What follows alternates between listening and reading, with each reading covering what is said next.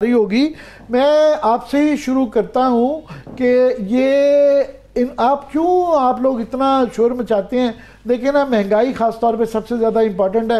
Inflation वो कहते हैं जी 1.5% पे आ गई है, तो यहाँ तो फिर ये सबसे अच्छी खबर तो ये है, क्या कहेंगे जी। अस्सलाम वालेकुम। सबसे पहले तो आमिर भाई, मैं आपको एक बात बताऊं।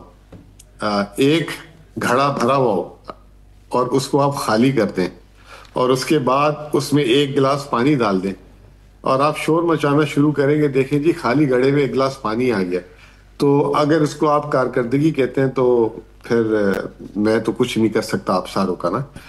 अब बात आपने शुरू की है महंगाई की, तो आमिर भाई आपने अभी खुद एक बात बोली कि 2022 से हिसाब देना है, एक साल का नहीं देना।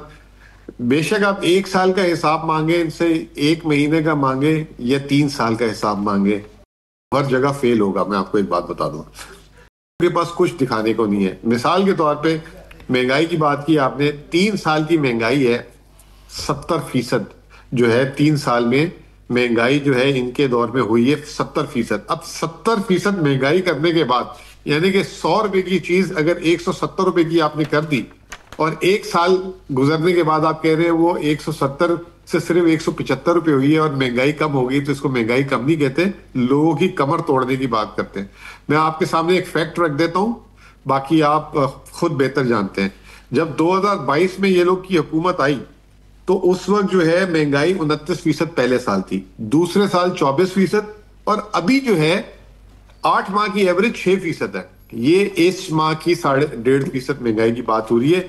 लेकिन आमिर भाई मैं आपको एक बात बता दूं, ये जो इस महीने की 1.5% महंगाई है, इसमें कोर इन्फ्लेशन, ये आप लोगों आपको तो खैर पता होगा, आम आवाम के लिए एक 7% फिगर है, 9% कोर इन्फ्लेशन है। अब उसका जिक्र ही नहीं कर रहे। मैं इसलिए कह रहा हूं कि चाहे एक माह का भी नंबर लेंगे फेल हो जाएगा। ये कोर इन्फ्लेशन क्या होती है? खाने पीने की और जो है एनर्जी में क्या आता है, पेट्रोल और डीजल को हटा के जो बाकी तमाम चीजों की कीमतें हैं, उसमें एक साल में 9% की रफ्तार से इजाफा हुआ है। उसमें क्या आता है? स्कूल फीस, अस्पताल की फीस, दवाइयां, ट्रांसपोर्ट, ये तमाम फर्नीचर, कंस्ट्रक्शन, ये तमाम चीजें जो हैं ये इसमें शामिल है। तो वो 9%, और ये स्टिकी होता है, ये सबसे ज्यादा हर्ट करता है। आज अभी जब कभी आप बच्चों की माओ से पूछें कि वो जो अभी ट्यूशनें पढ़ा रही हैं या स्कूल की फीसेस जो उनकी बढ़ी हैं, can they afforded school uniform, ये भी कोर इन्फ्लेशन में आता है। गारमेंट्स, चप्पलें, ये तमाम चीजें कोर इन्फ्लेशन में आती है। ये 9% से बढ़ रही है सिर्फ फरवरी के महीने में।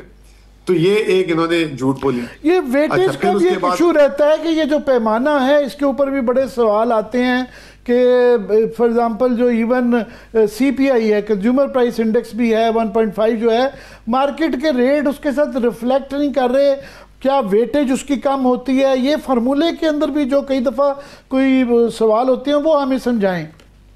देखें, सबसे पहले तो अभी जो इनकी महंगाई है उसमें ये कहते हैं बिजली का रेट 6.5 रुपए यूनिट है। 6.5 रुपए यूनिट तो जब 2017 में नवाज शरीफ की हुकूमत थी ना, उस वक्त भी नहीं था। 2008-9 की जब जरदारी साहब की हुकूमत थी उस वक्त भी नहीं था। ये 2025 के जो महंगाई के जो इशारे हैं उसमें कह रहे हैं 6.5 रुपए बिजली की कीमत है, और उसके साथ क्या बोल रहे हैं कि फरवरी के महीने में 15% बिजली के रेट कम हुए। 15%। अंदाजा लगाएं, आपके जो है बिजली का बिल अगर 60 रुपए यूनिट आ रहा है या 65 रुपए यूनिट आ रहा है, 15% कम होने का मतलब 55 रुपए यूनिट आना चाहिए। तो ये उसमें ये बात बता रहे हैं। अब ये 6.5 रुपए यूनिट किसको बिजली मिल रही है? मुल्क में 50 यूनिट जो इस्तेमाल करता है बिजली, उनको जो है 6.5 रुपए के हिसाब से दे रहे हैं। इन्होंने पूरे मुल्क की जो महंगाई है वो 6.5 रुपए के हिसाब से कर दी। तो ये इनका तरीकेकार है महंगाई को निकालने का। इसलिए इनको आवाम की तरफ से आप, मैं वर्ड नहीं यूज करना चाहता, बुरा भला लोग कह रहे हैं, आवाम इनको कह रही है कि ये किसको झूठ बोल रहे हैं। अच्छा, दूसरी बात सबसे जो इंपॉर्टेंट है, एक साल पहले अगर एक आदमी की 100 रुपए आमदनी थी तो इन्होंने इस साल जो टैक्स बढ़ाया उसको 100 रुपए की जगह अब घर पे 90 रुपए लेकर आ रहा है। अगर महंगाई 9% से भी बढ़ रही है, लेकिन अगर उसकी आमदनी 10% से कम हो गई है बिकॉज ऑफ द टैक्स, तो उसके लिए तो ये एक पहाड़ है ये 9% भी, क्योंकि 9% उसको वैसे महंगाई मिल रही है और 10% उसकी पहले से टैक्स के बाद की आमदनी कम हो गई है।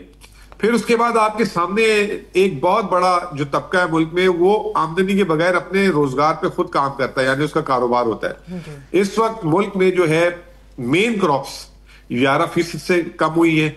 अभी जो है कॉटन क्रॉप 35% से कम आई है। 11% गंदम कम लगी है। लार्ज स्केल मैन्युफैक्चरिंग दिसंबर में 3.7% से कम हुई है। ये तमाम चीजों से जो एक बहुत बड़ा तबका है जो सेल्फ जिसे कहते हैं एम्प्लॉयमेंट की तरफ होता है, उनकी आमदनी में जो है एक बहुत बड़ा शदीद झटका लगा है, जिसकी वजह से मैं बारी बारी एक्चुअली सारी चीज़ों के मतलब आपसे पूछना चाहता हूँ। ये जो आपने जिक्र किया है कि गंदम और कपास के अंदर, गंदम का जिनस की तरफ से पहले कपास का फिगर 33% आया हुआ है। अभी किसान बोर्ड के लोगों का जो फिगर आ रहा है वो कह रहे हैं, वो 11 से लेके 33% का फिगर कह रहे हैं कि जो उसका गंदम का भी कम हो जाएगा, तो इंपोर्ट हमारा जो फिगर है वो बढ़ जाएगा। इसमें वो भी उन्होंने शाबाश दी हुई है कि हमने जो करंट अकाउंट डेफिसिट है वो जो है जुलाई टू दिसंबर 2023-24 पिछले साल में -1.3 से, अब वो कहते हैं जी हमारा जो दिसंबर तक का दिया है, आगे का नहीं दिया, दिसंबर तक का 1.21 का उनका जी करंट अकाउंट डेफिसिट है। तो इंपोर्ट बिल अगर बढ़ जाएगा तो ट्रेड डेफिसिट में और करंट अकाउंट डेफिसिट में क्या इसका इम्पैक्ट आएगा? और फरवरी के करंट अकाउंट डेफिसिट का फिगर चाहिए मुझे। मैं आपको जो है ना खान साहब के तरीके से बताता हूं, जिस तरह खान साहब, अगर खान साहब से बात कर रहे होते तो खान साहब इसका कैसे जवाब देते। खान साहब कहते हैं आसान अल्फाज में बताओ, ये इतने नंबर्स बताते हो लोग कंफ्यूज हो जाते हैं। फर्ज करें कि आपके घर में एक गाड़ी थी और वो गाड़ी का महीने का 25,000 रुपए का पेट्रोल का खर्चा था। अब वो गाड़ी की जो है उसके कोई इंजन में खराबी आ गई या उसकी बैटरी खराब हो गई, तो आपके पास बैटरी खरीदने के पैसे नहीं थे, अब वो गाड़ी बंद हो गई।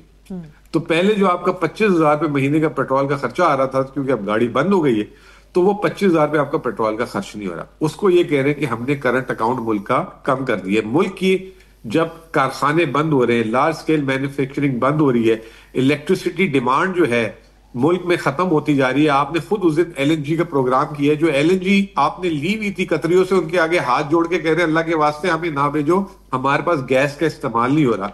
तो आपका करंट अकाउंट कोई आपकी कारकर्दगी से नहीं बढ़ा, आपका मतलब सरप्लस में आया या जो है डेफिसिट खत्म किया आपने, मुल्क को आपने बंद कर दिया, तमाम गाड़ियां आपने घर की बंद कर दी है, उसमें पेट्रोल का खर्चा खत्म। दूसरा आपकी असल चीज होती है आमदनी जो एक्सपोर्ट से आती है।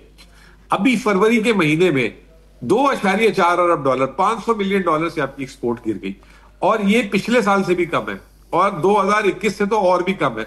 जब मुल्क में आप एक्सपोर्ट नहीं कर रहे, दरामद के लिए मैंने आपको बता दिया कि आमदनी खत्म हो गई, कोई खरीदारी नहीं कर रहा, तो उसलिए अब तेल गैस की इंपोर्ट की जरूरत भी नहीं पड़ रही।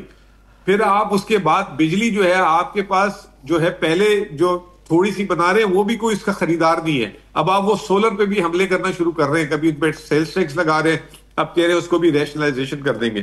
तो उस पर ये कोई, अगर ये वजीर आजम को किसी ने समझाया है कि ये उनकी कारकर्दगी है, तो फिर अल्लाह ही हाफिज है इनका। तो फिर वजीर आजम वैसे समझाने की इसके बाद तो जरूरत नहीं होनी चाहिए। अब वो भी 2 टाइम प्राइम मिनिस्टर हैं, हाँ। कोई 3 टाइम चीफ मिनिस्टर हैं, 25 साल से वो सियासत में हैं, बिजनेसमैन इससे पहले रहे हुए हैं, तो उनको किसी ब्यूरोक्रेट के समझाने की जरूरत तो नहीं है।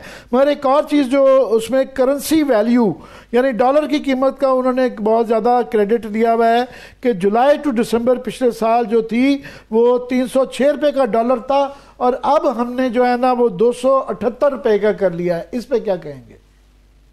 सुभान अल्लाह कहूंगा बस, और तो कुछ नहीं कहूंगा। कि 180 रुपए में लिया था और 100 रुपए करने का वादा किया था, उसको ले गए 300 रुपए में, और उसको कह रहे हैं अब 300 रुपए से हमने 280 कर दिया। सुभान अल्लाह, ये वही वाला काम है इनका। मैं आपको बताता हूँ कि अक्सर जो है ना पिछली हुकूमतों में जब ये वजीर आला पंजाब थे, तो जो अगर कभी कोई टेंडर आता था ना, तो 100 रुपए का टेंडर 1000 रुपए में जो है ना कोई बोली डाल देता था। तो ये क्या करते थे, 1000 रुपए वाली बोली को जहां आखिरी में कह देते थे 800 रुपए से ज्यादा तुम्हें नहीं दूंगा, और कहते थे कौम के मैंने 200 रुपए बचा लिए। हालांकि 100 रुपए की चीज वो 800 रुपए में करवाते थे। तो यही हाल इनका यहाँ पे है। 180 के डॉलर को 300 ले गए और उसके बाद 20 रुपए नीचे लाने को कह रहे हैं कि इनकी कारकर्दगी है।